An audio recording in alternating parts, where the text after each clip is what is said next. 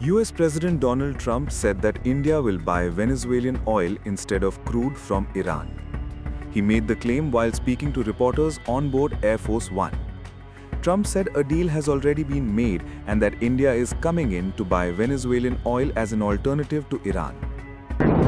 Sir, do you think China's going to get their money back from all the money they lent to Venezuela for I don't oil? know. I don't know anything about that, but I'll tell you what, China is welcome to come in and would make a great deal in oil.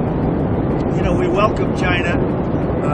We've already made a deal. India is coming in and they're going to be buying Venezuelan oil as opposed to buying it from Iran. So we've already made that deal, the concept of the deal. But China is welcome to come in. India hasn't been importing large volumes of Iranian oil for years. That's because US sanctions have kept Iranian crude largely off New Delhi's import list. Before those sanctions, Iran was one of India's top suppliers. But that changed as oil sanctions tightened. So what exactly did Trump mean?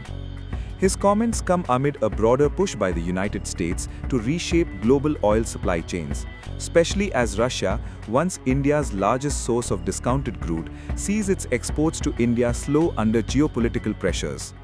Washington has been urging New Delhi to diversify away from Russian oil and has pitched Venezuelan crude as one viable alternative. The backdrop to this assertion is crucial. Trump has already imposed 25% tariffs on countries that buy Venezuelan oil, including India. That policy was part of a broader campaign tied to energy trade, sanctions, and global geopolitics. Tariff bill. So here's what I believe. I don't think we could have secured the border without the threat of tariffs.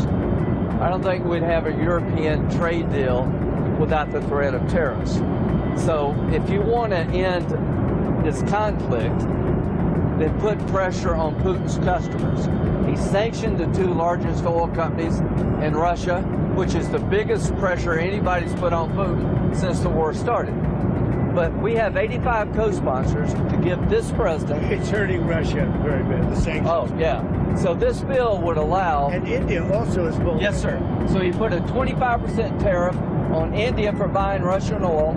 I was at the Indian ambassador's house about a month ago, and all he wanted to talk about is how they're buying less Russian oil.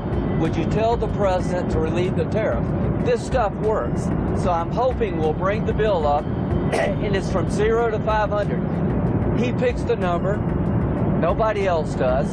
But if you're buying cheap Russian oil, keeping Putin's war machine going, we're trying to give the president the ability to make that a hard choice by tariff.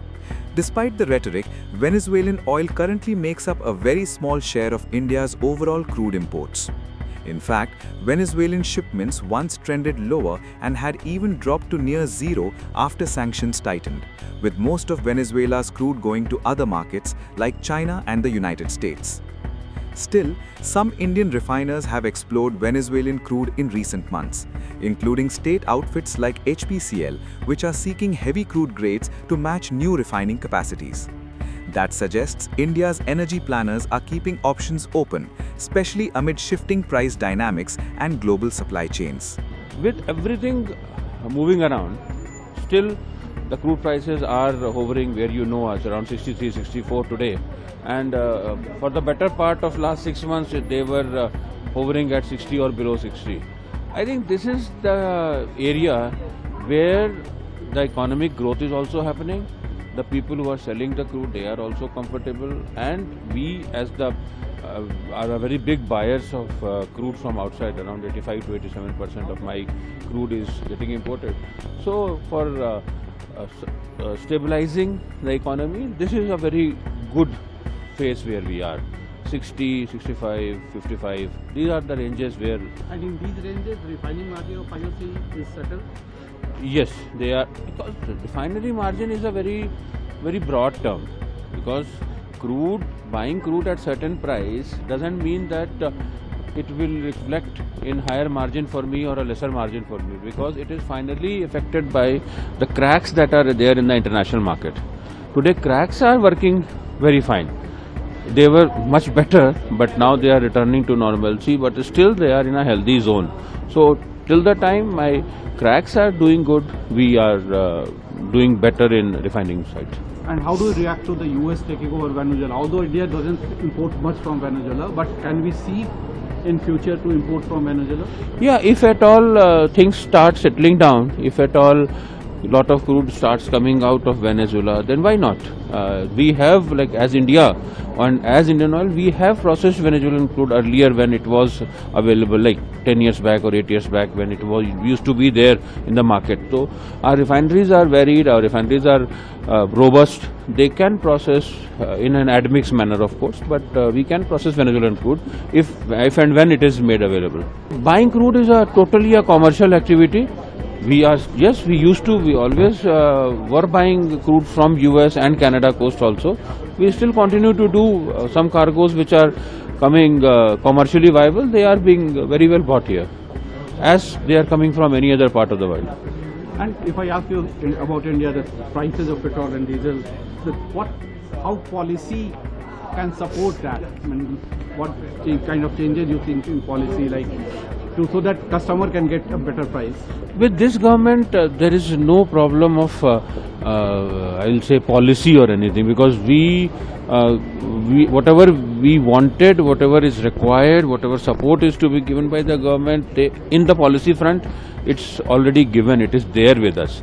Only it is up to us how we improve our profitability, how we increase our efficiency, how we reduce our cost of operation, how we reduce our supply chain cost. That is up to us. If we, as we move on this path of improvement, our margins are going to improve. So now it is up to us how we are doing it, and we are already doing it. We are in the process of getting onto a very transformational project which will improve the proficiency of the Indian Oil refineries and its supply chain.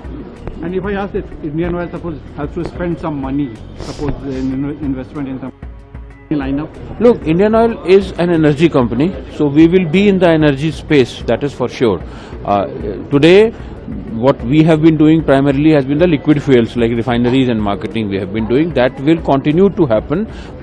Plus the downstream petrochemicals will be there. Plus a very logical corollary is going into cleaner forms of energy. The cleaner forms of energy can be renewable, it can be solar, wind, it can be bio, it can be anything which is coming from a source which is less polluting.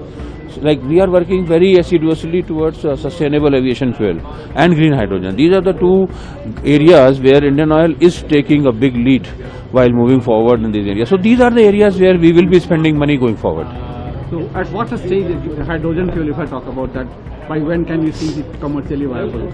No, viable, today I am not saying it is viable, but at the same time we are not shying away from putting up the money in green hydrogen, because that is required for initially giving that option to the market.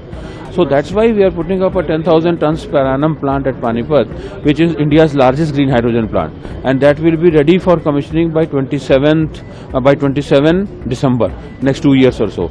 So that will be our contribution towards providing green hydrogen to the mobility sector, and then if mobility sector brings in their engines and they start using it, we will put up dispensers, we will put up the retail outlets, and we will start developing that ecosystem. India's energy policy has always been about diversification and competitive pricing. Whether it's Russia, the Middle East, West Africa, or even Venezuela, the goal remains the same: secure reliable crude at prices that don't strain the economy. Policy decisions are taken independently based on India's needs, not external pressure. So while Trump's claim may grab headlines, the real story is far more complex. India's crude import basket is dynamic and influenced by sanctions, tariffs, refinery capabilities, and global geopolitics. Venezuelan oil could play a part, but it's unlikely to be a silver bullet replacement for Iran or Russia. In the coming months, markets will be watching closely. How New Delhi balances energy security with geopolitical realities, how Venezuelan crude is priced and delivered, and whether Trump's narrative translates into concrete contracts on the global stage.